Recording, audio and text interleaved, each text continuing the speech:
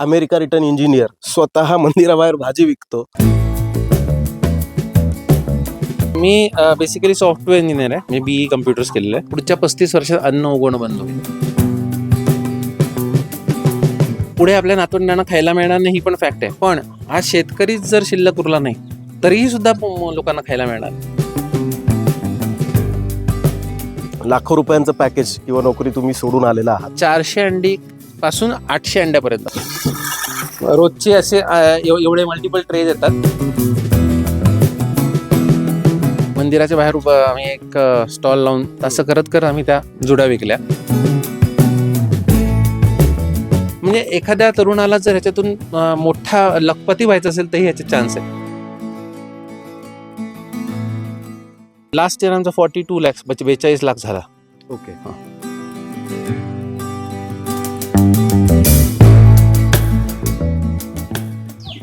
एक असा व्यक्ती जो मराठवाड्यासारख्या भागातून जिथं कधी ओला तर कधी कोरडा दुष्काळ असतो, हा व्यक्ती शिकला, संभाजीनगरहून पुण्याला गेला, पुण्याहून अमेरिकेत गेला, अमेरिकेमध्ये चांगली नोकरी करून सुखवस्तू आयुष्यही जगला.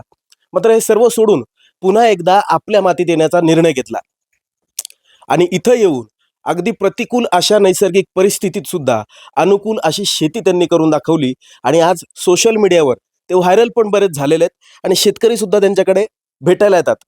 अशाच एका व्यक्तीला मी आता तुम्हाला भेटवतोय. त्यांचं नाव आहे मुक्तक जोशी. सर नमस्कार. नमस्कार. बघतोय मी एवढ्या सगळ्या लांब आपण प्रवास करत आलो. हो. या गायी सगळ्या तुमच्या आहेत. काय सांगाल? माझ्याकडे आता साधारण 22 एक गायी आहेत. टोटल 40 एक पर्यंत होत्या, पण सध्या आम्ही थोडंसं रिड्यूस केलंय. इथं बघतोय की तुम्ही वेगवेगळे प्रयोग केलेले आहेत. एकीकडे गायी आहेत, दुसरीकडे कोंबड्या आहेत देशी प्रजातीच्या. हो. आणि हे सगळं तुम्ही देशीच, म्हणजे गोपालनही देशी आहे, कोंबड्या सुद्धा देशी आहेत. यामागे काय तुमची संकल्पना आहे? देशी गायींच्या मागची संकल्पना अशी की A2 मिल्कचा आजकाल फार म्हणजे ट्रेंड आहे. पण ट्रेंडच्या पेक्षा जर आपल्या मूळ गायी आपण वाचवल्या नाहीत तर म्हणजे या लुप्त होतील थोड्या दिवसात. देशी गायींचं जे मातृत्वाची भावना जी आहे, म्हणजे तुम्हाला माहिती का, या वासराशिवाय ही गाय दूध देत नाही. म्हणजे जर्सी किंवा HF गायला तुम्ही कुठेही पुढे चारा टाका आणि दूध काढा, तिला काही फरक पडत नाही. वासरू जिवंत आहे की पण बघत नाही ते. पण यांची जी माया आहे, यांची जी बुद्धिमत्ता आहे की आमच्या प्रत्येक गाय हाक मारल्या की ती गाय येते दूध काढायला इथे. एका जागेवर पिंजऱ्यामध्ये बसून अंडी घालणाऱ्या कोंबड्यांची अंडी आपण खातो, ओके नाही? म्हणजे सगळ्या पिंजऱ्यामध्ये बसून. आता बघा, आमच्या सगळ्या कोंबड्या मोकळ्या आहेत आणि तुम्ही बघू शकता पलीकडे आमचा जे दरवाजा आहे तोही परमनंट उघडा असतो, ओके नाही, उजवीकडे. आणि अर्ध्या कोंबड्या बाहेर सुद्धा दिसत आहेत तुम्हाला बघा.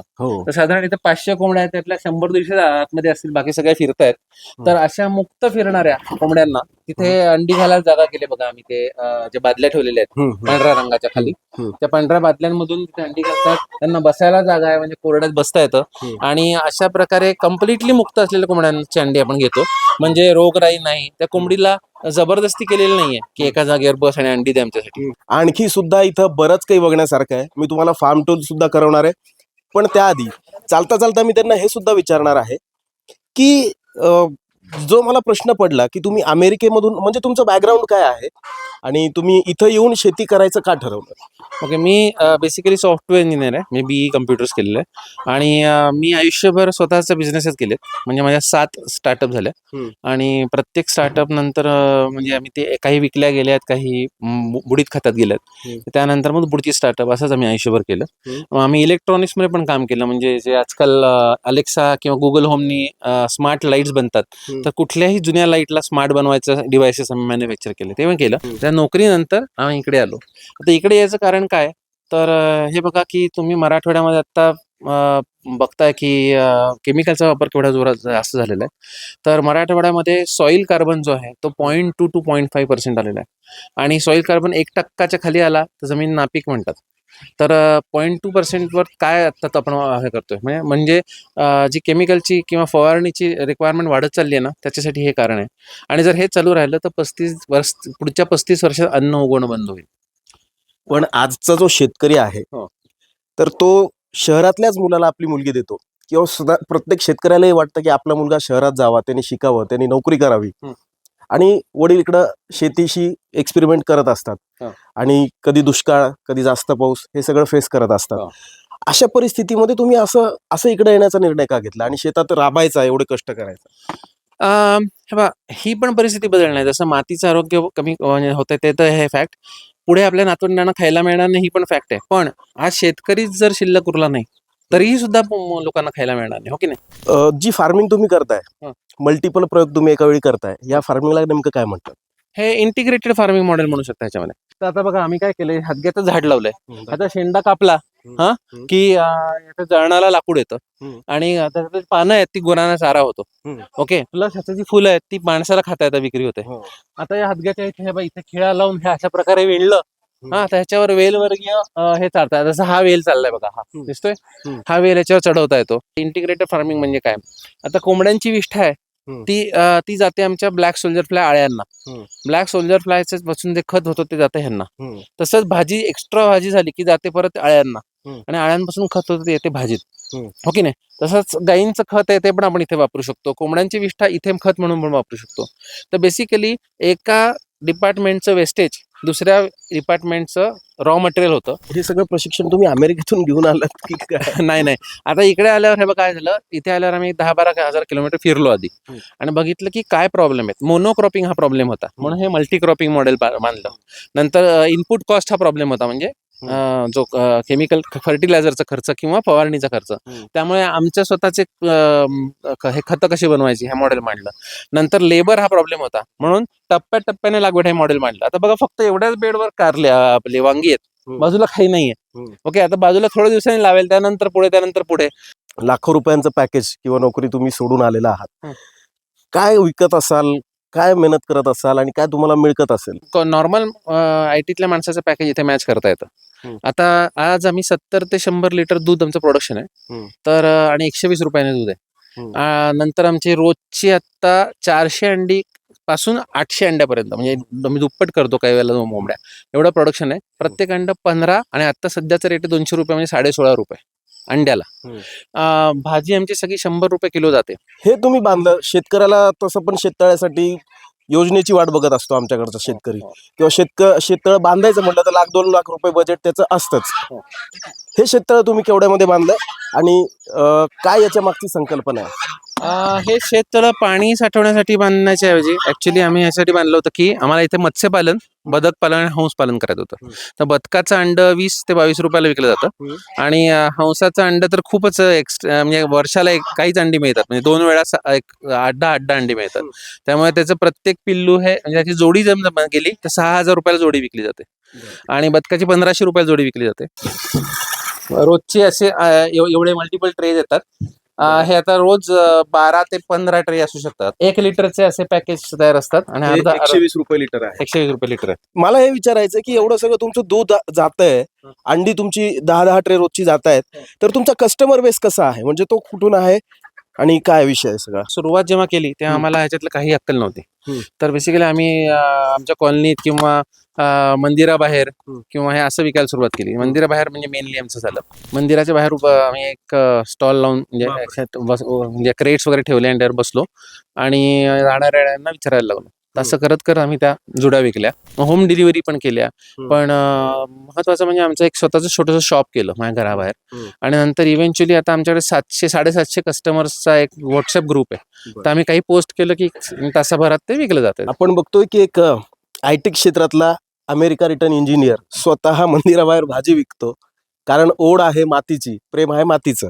तर बायोगॅस विषयी आपण सांगत होतो. ह्याच्यातून आम्ही एकदा शेण इनपुट दिलं की बाहेर पलीकडच्या बाजूला चोथा पडतो, गॅस निघतो. त्या चोथ्याचं आम्ही इथे कंपोस्टिंग पण करतो, म्हणजे वर्मी कंपोस्ट बनतं, खाली बायोचार पण बनतो. कोंबड्यांसाठीच एक विशेष खाद्य तयार केलंय, आणि त्या आहेत ब्लॅक सोल्जर आळ्या, राईट? हा, black soldier flag. Black soldier flag. आता ते काय आहे, तिकडे आपण जाणार आहोत. हे ब्लॅक सोल्जर फ्लाय ही अशी जादू आहे, आळी आहे, जी 15व्या दिवशी या मटर पनीरला खतात रूपांतर करू शकते. तर बेसिकली ही अळी 1 ग्रॅम अंड्यापासून 2.5 किलो पर्यंत अळ्या मिळू शकतात, एवढ्या फास्ट वाढते. आणि या अळ्या आहेत ना, यांच्यामध्ये साधारण 40% प्रोटीन आहे. मला एक प्रश्न पडतो की मला आता या अन्नाचा वास आला. तुम्ही स्वतः आणतात हे? हो, सुरुवातीला माझ्याकडे पिकअप ट्रक आहे इसूझूचा. तर सुरुवातीला मी माझा मुलगा आम्ही सगळे मिळून आणायचो, आणि सकाळी पिकअप करायचं. मग कधी आमच्याकडे दूधवाला माणूस पण नव्हता, दूध पण काढायचं, सगळंच करायचं. पण हळूहळू आता आम्ही टीम वाढवत गेलो. तर आता आसिफ म्हणून आमचा टीम मेंबर आहे, हे हे अशी एक गोष्ट आहे, ह्याच्यातून प्रोटीन एक्स्ट्रॅक्शन म्हणजे एखाद्या तरुणाला जर ह्याच्यातून मोठा लखपती व्हायचं असेल तरी ह्याचे चान्स आहे. कारण हे फक्त आळ्या आणि कोंबडी खाद्यासाठी लिमिटेड नाहीये. हा याच्यातून प्रोटीन एक्स्ट्रॅक्शन करता येतं, सिरम एक्स्ट्रॅक्शन करता येतं, त्याच्यातून ऑइल एक्स्ट्रॅक्शन करता येतं. ह्याच्यासाठी एक पुस्तक लिहिलंय मी, BSFL उद्योग म्हणून. टोटल 3 पुस्तक माझे पब्लिश झाले, त्यातलं एक पुस्तक हे आहे. त्याच्यामुळे BSFL ही संकल्पना तुम्ही आपल्या देशातच शिकले की कसं? ही ऍक्च्युली मला ऑनलाईन दिसली होती आणि त्यानंतर मग मी त्याच्यावर इन्व्हेस्टिगेशन केलं, तेव्हा लक्षात आलं की साऊथ मध्ये याच्यात भरपूर काम केलेलं आहे. मग आम्ही आपण बघू शकतो या. तर बेसिकली फूड वेस्ट वर या आळ्या जातात. आता काही त्याचं काही प्लास्टिक वेस्ट पण येतात. या आळ्या आणि ह्यांना हात लावता येतो, एवढा काही म्हणजे या चावत नाहीत, काही नाही. आणि फक्त चिकट असतात आणि कारण या आता तेलामध्ये आहेत. आणि हे बघा, फूड वेस्टचं रूपांतर ते अशा प्रकारच्या खतात करतात. तर बघा हे ड्राय झालेलं आहे बघा. आता ह्याला चाळलं तर आपल्याला एक खूप सुंदर खत मिळतं. आणि ह्या ज्या आळ्या आहेत ह्या बघा, ह्या मोठ्या झालेल्या आहेत, दिसतंय. तर आणि यांनी कुठलाही रोग पसरत नाही, रोगराई होत नाही. आणि आणि बघा ह्या ज्या आहेत ना, या आता बारीक स्टेजच्या आळ्या आहेत बघा. या इतक्या लहान आहेत की अजून दिसतही नाही डोळ्याला. आता आपण केळीच्या बागेत आलेलो आहोत. किती एकर मध्ये केळी आहे आणि हिच्यातून कसं उत्पन्न मिळतं? नाही बघा, आमच्याकडे काहीच एकरमध्ये नाहीये. माझ्याकडे 38 प्रकारची फळं आहेत. आणि या फळांच्या लागवडची संकल्पना अशी आहे की माझी मुलं आली की त्यांना प्रत्येक ऋतूत फळं खायला असावीत. प्लस आमचं जे दुकान आहे, आम्ही भाजी विकतो आणि दूध आणि अंडी विकतो, त्याच्यामध्ये आम्हाला कायम थोडी थोडी फळं विकायला असावीत. साधारणतः तुमचं मंथली टर्नओव्हर काय असेल या सगळ्यातून? या लास्ट इयर आमचा 42 लाख 42 लाख झाला. ओके. तरुणांना तुम्ही काय संदेश द्याल?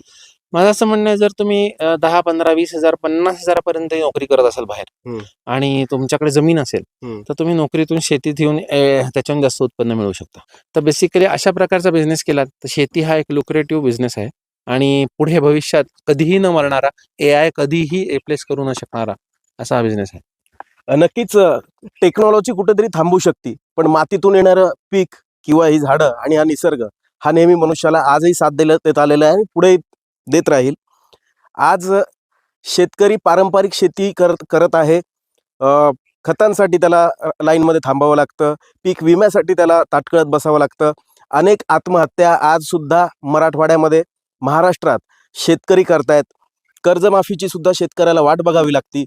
पण जर ठरवलं तर आपण काहीही करू शकतो. हेच आपण आता मुक्तक जोशी यांच्याकडून शिकलेलो आहे. एक IT क्षेत्रातला अमेरिकेतला लाखोंचं पॅकेज असलेला इंजिनियर गावी परततो आणि गावी परतल्यानंतर शेती करतो. शेती करत नाही तर रस्त्यावर उतरून भाजीपाला सुद्धा विकतो आणि त्यातून आज लाखोंचं टर्नओव्हर निर्माण करतो. ही सुद्धा तरुणांसाठी, शेतकऱ्यांसाठी एक प्रेरणादायीच गोष्ट आहे आणि म्हणूनच आम्ही हा छोटासा प्रयत्न केला.